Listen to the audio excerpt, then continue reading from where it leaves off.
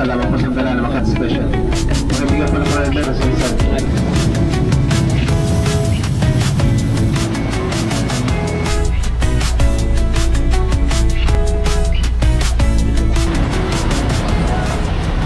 Hello guys! So, nasa terminal na kami and ano pa lang, anong oras pa lang ngayon? 11:36.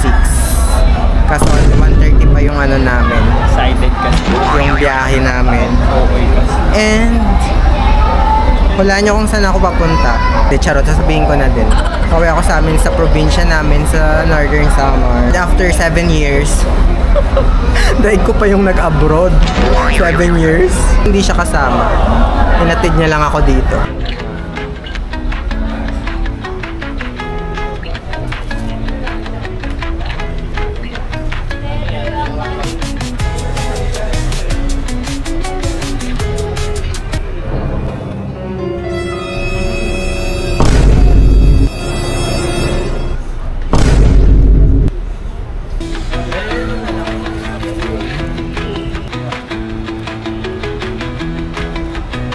Since maaga pa kami guys, bumili muna siya ng donut. 1:30 pa kasi yung biyahe namin eh, ano pa lang, 12:21.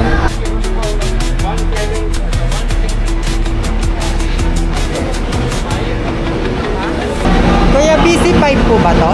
BC5 yung may CR? Oo. Ito na ba yun? Thank you. Sa taas ng taas. Akyat na muna. I-akyat mo kaya muna dito. Akyat ka. Kasama ko? Woo! Kasya ba sa taas? Yes. Ba't ito kasama? Sa kabila. Kasi naman siya siguro pang taas. So,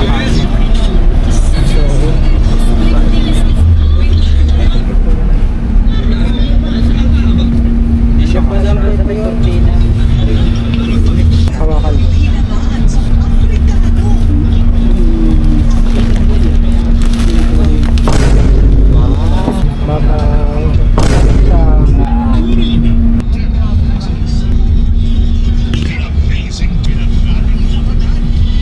So guys, nasa bus na ako.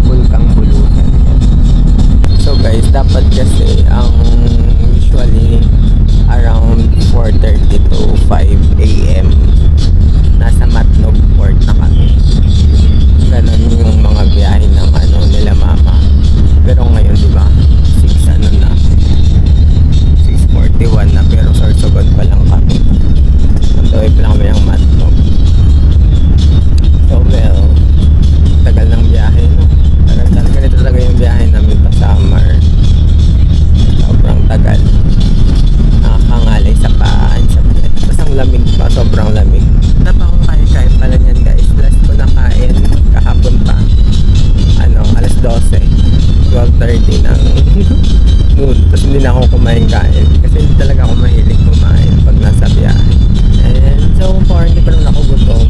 And ang pinaproblema ko na lang is, siyempre, masasakay pa ako ng ano, diba, mamaya na barko. Pinaproblema ko paano ako tatay. Kasi yung mga gamit ko. Pakita ko sa inyo. Backpack.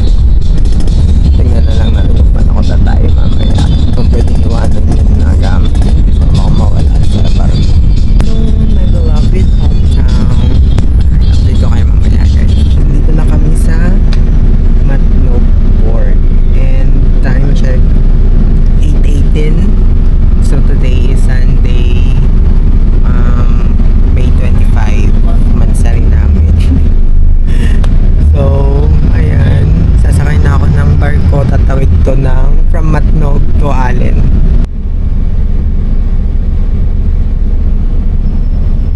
Ano lang konti na lang kami mga tao dito. Ako na lang yung pinaka nasa likod. Pasok pa kaya ito? Hindi ko alam kung papasok pa ito.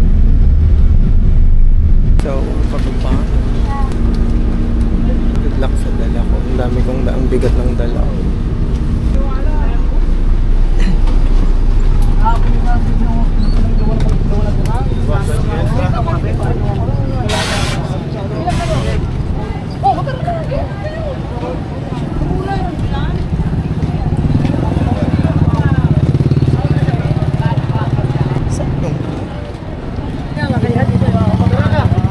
Mali yung pinuntahan ko, akala ko dun yung pier.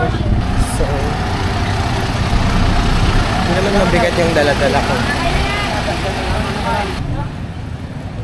Grabe nung oras na. Dito ba yung pier? Saan lugar?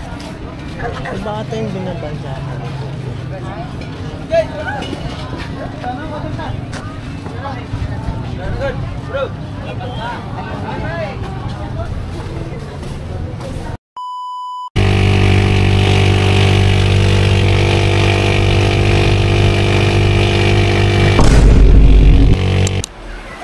So guys, ako ay nakarating na sa terminal ng Matnog. Nakakuha na rin ako ng ticket. And sabi nung guard, diretso na daw ako sa may barko. Hindi kayo kung saan yung barko ba?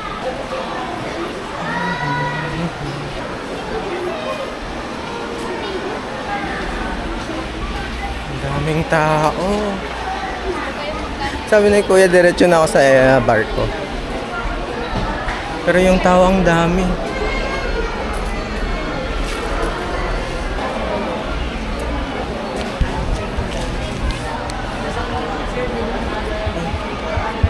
Kuya, Trip lang? diretso na daw sa barko, sabi. Pagkating trip,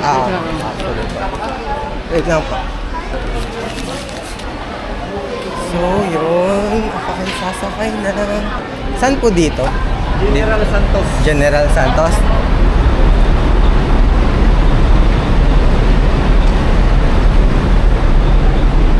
Yes. Cutting trip lang kasi ako, kaya makakasakay na agad ako. General Santos daw yung aking barko. And ang hirap magbitbit. At may bitbit pa ako kung ano. Dala-dala. So yun yung barko. Grabe, sobrang liwanag ah. General Santos. General Santos. Brennan, magbasa ka ng General Santos.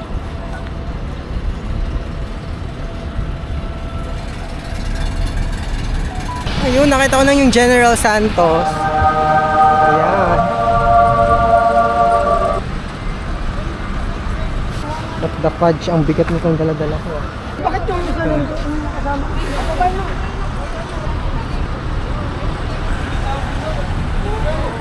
Excuse me po.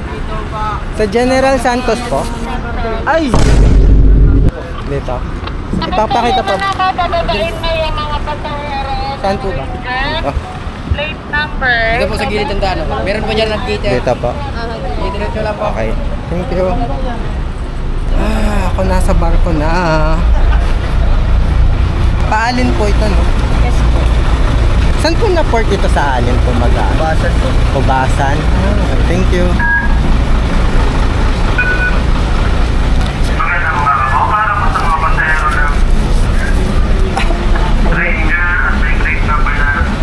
Oh my God. Mag-vlog pa ba ako? Ang bigat-bigat ng dala ko.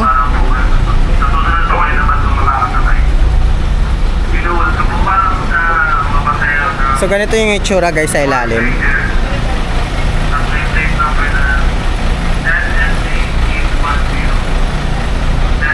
So bali lahat ng mga vehicle dyan sa ilalim, and yung mga passenger, mga tao sa taas.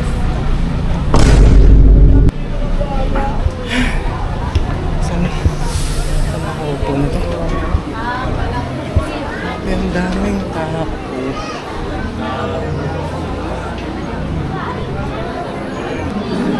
Miss, may nakaupo po ba dyan? Meron. Diba nakakaya naman tong vlog ko, pinagtitinginan pa ako ng mga tao.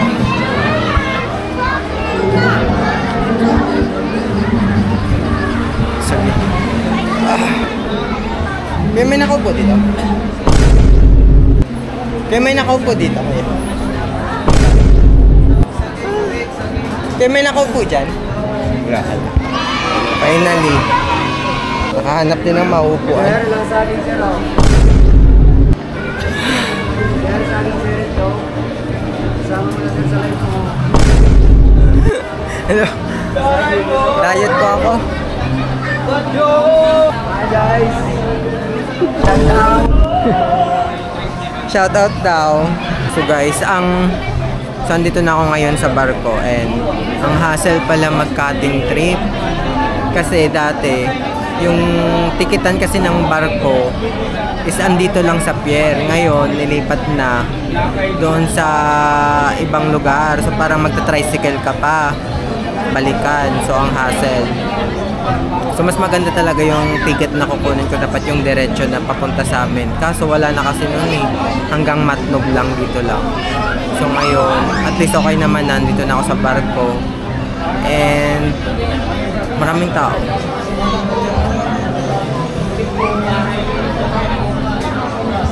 Feeling ko aalis na din to maya-maya. So, yung expected ko sana na dating sa lugar namin is mga alas 8. Ay, mga alas 7, ganon. Anong oras na? Baka alas 10 na, alas 11 na. Kasi hindi ko alam, parang ang bagal ng takbo ng bus namin kasi na traffic pa doon sa may Batangas banda, sa may Lucena din. So, yun lang guys, update ko na lang kayo mamaya. Bye-bye!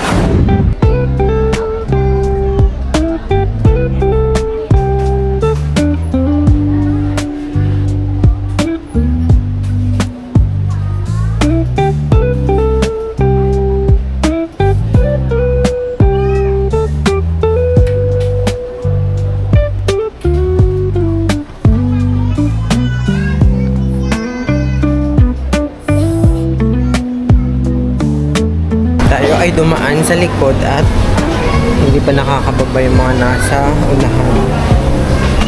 Ang bigat ng dala ko.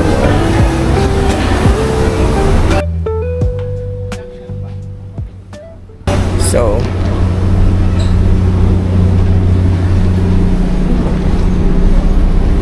ito yung likod ng barko.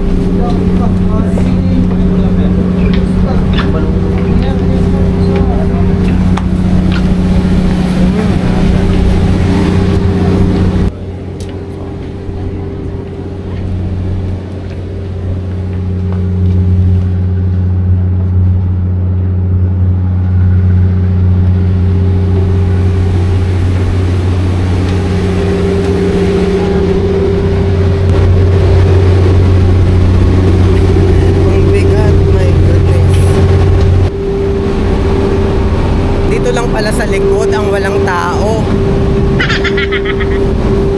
Diba? Tapos doon sa taas, hinihintay nila makababa yung saunahan. Kaya tumatagal yung pila. My God, ang bigat ng dala ko. Mamaya na nga ako magbablog.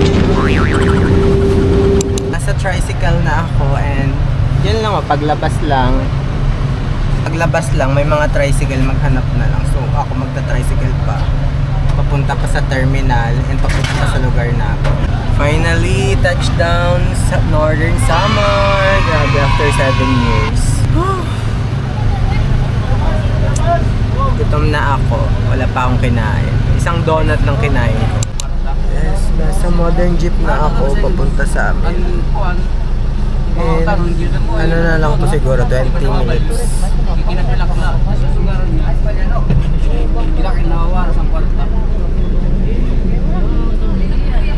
So, itong lugar is ang tawag namin dito, Allen. Grabe, ang init. Oh, ang pawis ko. Pawis lang to sa init.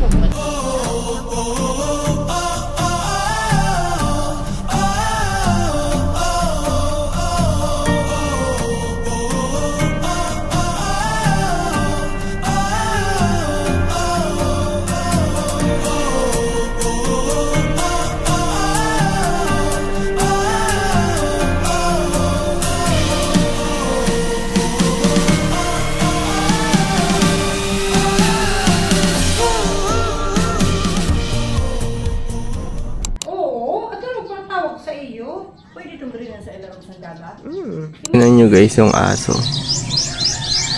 Doon natutulog. Sa bubong. Ano kayo nakakit yan?